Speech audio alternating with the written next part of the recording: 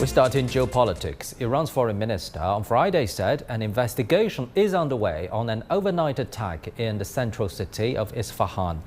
Hossein Amir-abdollahian says it has not been proven that Israel was behind the attack. He also said Tehran has no plans of retaliation.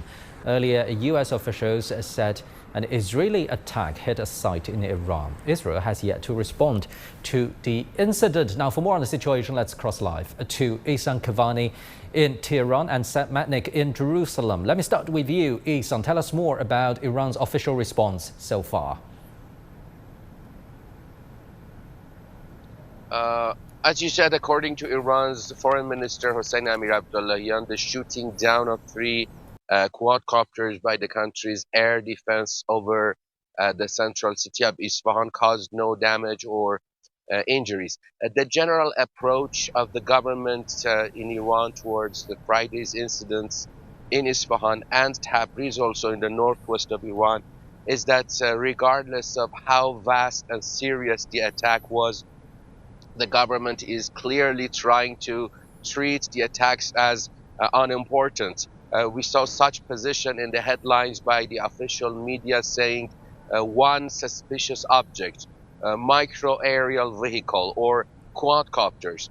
While Israel has not clearly verified that it was behind the Friday attacks, a lot of people here say they have no idea what the flying objects were, from where they were launched, or who behind the attack was. So in Iran, we have a kind of very brief coverage of the incident with an obvious effort to minimize the importance of the issue. Back to you. Well, Ihsan, we know an investigation is underway in Iran, but the country also said it have not seen a link to Israel in the Isfahan incident. And a senior Iranian official has told Reuters news agency that it won't retaliate. Tell us more about these remarks. In fact, on Friday, President Ebrahim Raisi was on a provincial visit after the incident in Isfahan.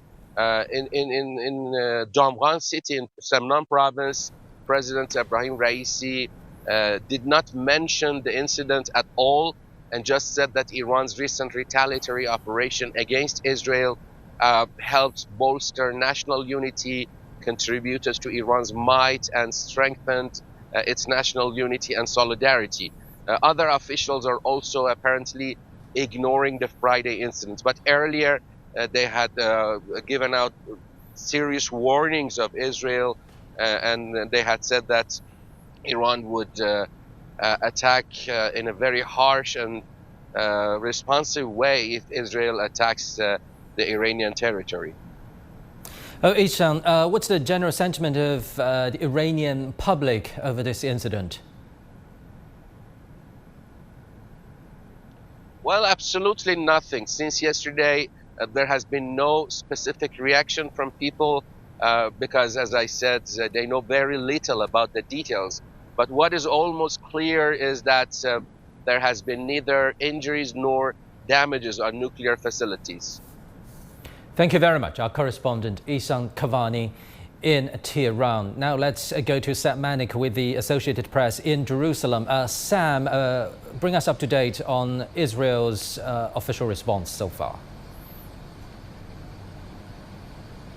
Well, Israel has no official response. They haven't said anything. I reached out to the army yesterday they said that they had no comment. Now, Israeli local media has reported that the Americans knew about the attack, that Israel had told them they weren't going to strike civilians or nuclear sites. And there is one Israeli official who's indirectly alluded to the attacks, the far-right National Security Minister Itamar Ben-Gvir. He wrote on X, formerly Twitter.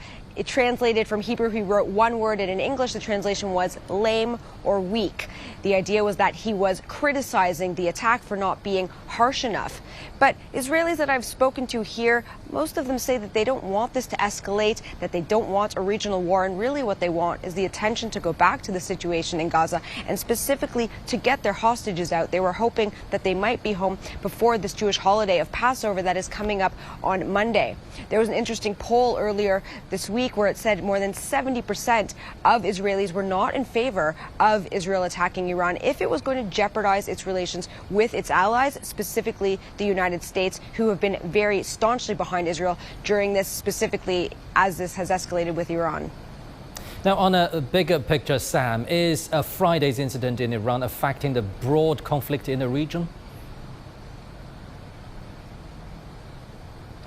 The general feeling, and from analysts I've spoken to, is that both sides have downplayed this and that for now this round potentially could be over. And they say that's largely because neither Israel or Iran have really said anything about this. If it was going to continue, the idea is that Iran would likely go back to using its proxies, and people are sort of waiting to see what Prime Minister Benjamin Netanyahu and Defense Minister Yoav Gallant say in the coming days, if they say anything at all. While there are still concerns that there are tensions between Israel and Iran, those haven't gone away. The feeling is this round is over for now, but that if things do get worse, next time they say that this could even be worse. But for the most part, it seems that Israel is going to focus on this next phase of the war in Gaza, which is this offensive into the southern city of Rafah. This is something that Israel has said they need to do to complete their war aims, which is eliminating Hamas. And so that is something that we are expecting to see move ahead in the near term.